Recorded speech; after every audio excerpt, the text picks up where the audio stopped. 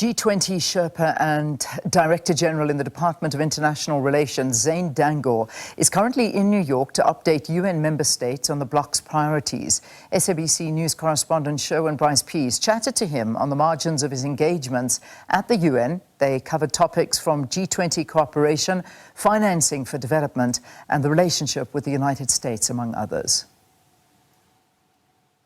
Beyond the various tracks, DG, and priorities for South Africa's G20 presidency, the words cooperation, collaboration, and partnership were themes unto themselves in your briefing to member states today. How do you evaluate the level of cooperation, collaboration, and partnership that South Africa has received from G20 member states, but also the UN membership at large?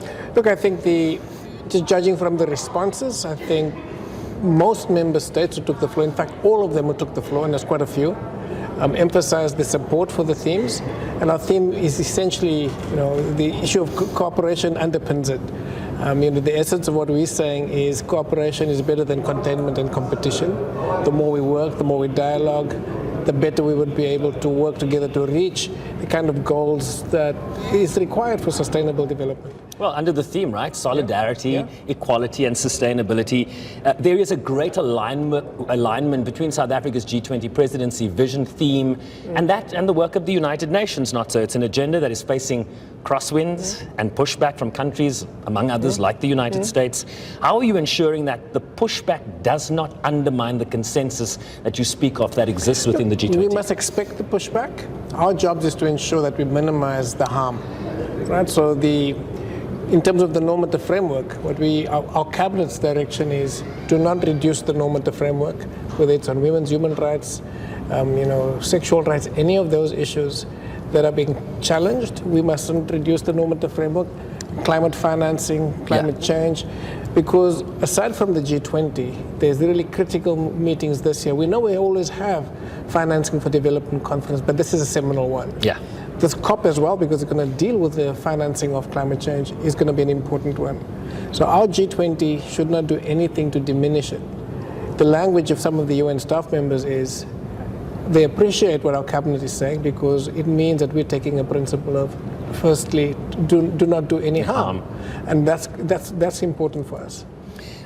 In terms of some of the priorities, you mentioned financing, right? When you talk about strengthening disaster resilience and response, financing is part of that. Ensuring debt sustainability and for low-income countries, it's about financing and how you manage that. Mobilizing finance for the just energy transition, where we know we've lost $1 billion recently in terms of the withdrawal you've seen from the United States. The imperatives, DG, are clear, but as you point out, the cost of capital for developing countries is often an impediment.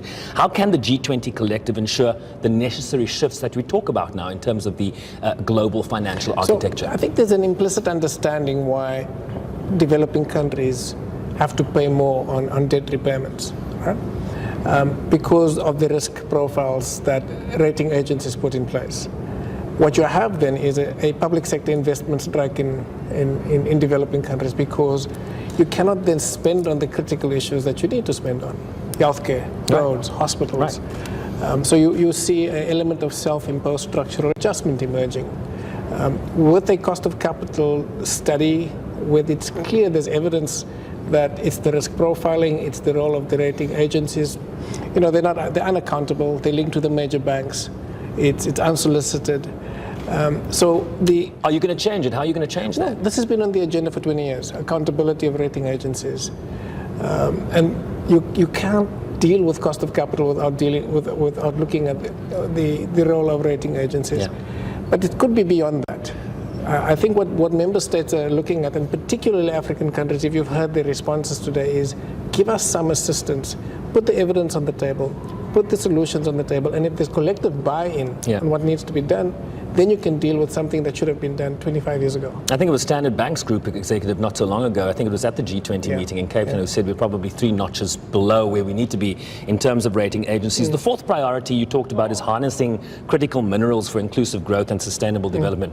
There is a mad glut for these rare earth, rare minerals. When you look about what's happening in the DRC, Ukraine in the main, South Africa as well, right? I mean, how do you manage this in a context where, me first and you second maybe? So this is the new gold rush, right? Yeah. And what we've been discussing in the G20, but also in Munich, with the European Union recently when they're in South Africa is how do we put in place ethical supply chains, interdependent supply chains for critical minerals. And there's agreement on that now. So we're not calling it blood diamonds, but it's a similar issue. So the same protocols and standards that we have for blood diamonds, the Kimberley process, we now have to put in place for critical minerals. It takes away the emphasis that some may have on transactional diplomacy or even predatory diplomacy. And we really, and the fact that the EU could agree in a statement with us that you need to beneficiate at source and beneficiate so that it benefits local populations, but then also through these supply chains it benefits everybody else. So it's a win-win situation. So I do think there's a lot of support for this. There may be pockets of resistance, but there's a lot of support for it now. You talked about peace. You know, the G20 is kind of an economic development domain, but I think there's a broader recognition, a growing recognition that the EU, that the G20 cannot operate and fulfill its goals if we do not deal with the proliferation of conflicts around the world. I saw the head of the UNMISS mission of South Sudan, Frank Haysom, talking today about South Sudan teetering on the brink of another civil war. Of course, the context in the region is the DRC to the south, South Sudan to the north. How important is peace here, and what can the G20 do in terms of leveraging the situation? So there is this argument that the G20 must deal with economic issues and development issues, but you can't deal with that if the root causes of instability, which is violence, coups, are not dealt with. So we make the point, and we make the point that we need to build peace, and peace is a prerequisite for development, especially sustainable development. So the G20 is going to have to address that. What we're saying is don't let it become something that pulls back some of the other discussions. Right. We will deal with the issue of peace through the Sherpas, foreign ministers and the leaders. But as you would have seen in our briefing document, we refer to the Delhi Declaration and the Rio Declaration, but Delhi, which essentially said this should be the era of peace, where cooperation replaces what we call the martial culture. And that's a big one because the martial culture is predominant. Violence is seen as the way to deal with conflicts. We take a different approach. We don't say justice is not important. We're saying peace and justice is important, and that's what we're putting in place as a discussion point. And that's what Delhi referred to and the Rio Declaration referred to. Sort of final point here, the United States delegation wasn't in the room today. You saw intervention from all the P5 except the United States. I see that you do have a meeting planned for the Troika in Washington, D.C. at the end of this week. How do you see this relationship playing itself given their absence today? Look, I think apparently they were in the room, they just didn't take the floor.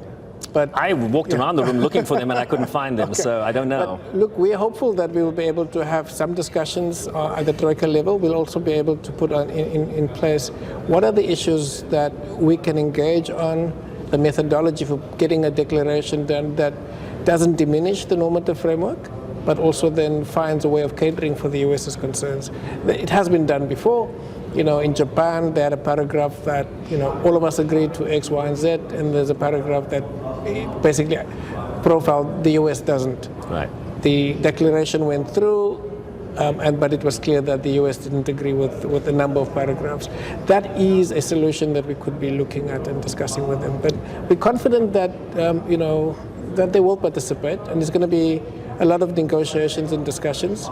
But we will have to find a way, as the Troika, working with Brazil and the US, on how do we, as the three countries responsible for steering this, work together so that we have a discussion, we have an outcome that doesn't diminish the normative framework in a year that you're going to have COP. You do realize you become the highest ranking government official to visit the United States Capitol since the executive order in February and the expulsion of our ambassador Ibrahim Rasool. How does that feel?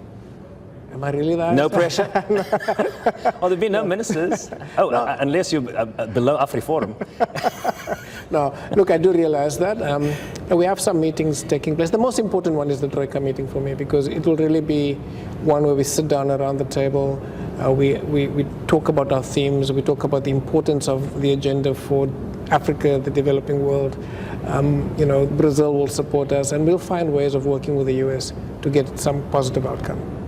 DG, good to see you. Thank you, sir. Thank Zane you. Dangor, South Africa's Director-General in the Department of International Relations and Cooperation, also in the context here of the G20 and his role as G20 Sherpa, and of course speaking to us on the margins of his deliberations around South Africa's priorities for the G20, which will include a meeting with the Deputy Secretary General on Wednesday.